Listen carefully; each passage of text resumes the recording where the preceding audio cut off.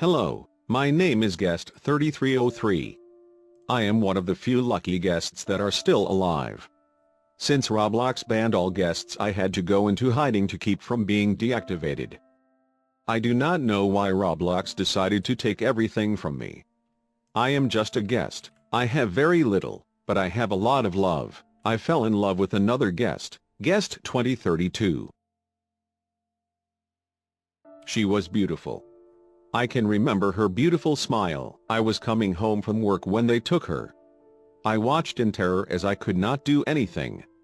My neighbors looked at me and told me to hide, but I couldn't leave my wife. I watched as they escorted her to their cop car, but she disappeared. She logged off for good. My wife was gone forever. For a second, I could not move. My wife was gone. Her beautiful smile was now just a memory. I decided to run. I did not stop until I found a nice couple that would take me in. Susie and Mac kept me safe. They let me live in their spare bedroom. It was warm and smelled like roses. Susie was a great girl. She liked to paint and watch movies. Mac was smart and he liked to jump on the couch. He was a good man. He and his wife reminded me of a time before guests were banned. I spent the whole winter with them, until the Roblox police attacked. Mac protected Susie and told me to run for my life. So I ran again. I would not know what happened to Mac and Susie, but I was eternally grateful for them. I kept running until I made it to a cave. I walked in and found some more guests hiding. They welcomed me. I had found my new family.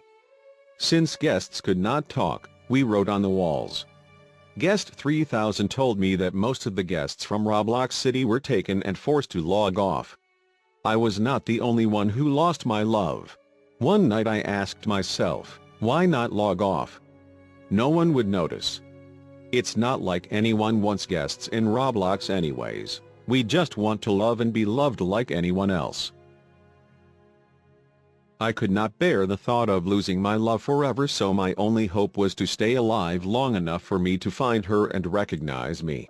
I decided to leave the cave to find my wife. If this did not work, I had to log off. In the city, I wore a disguise that I found in the dumpster. It was enough to allow me to walk in the streets. I checked the store. I checked her favorite restaurant and I checked the tree I proposed to her at. I didn't find her. I didn't know what to do anymore. I didn't have any more hope. No one even wanted me here anyways. I got up and decided to say one last goodbye to our old house. I walked up and remembered the good times we had. I remembered her tasty banana bread and her funny dance moves. I remembered her beautiful smile and the way she loved me. The memories warmed my heart, but it was time to say goodbye. I opened up the game menu and hovered over the button to leave the game. As much as I wanted to move on, I didn't want to lose my one connection to the love of my life. But just as I was about to click the button, something touched my shoulder. I turned around and it was a girl. Her name was John Stamos 669.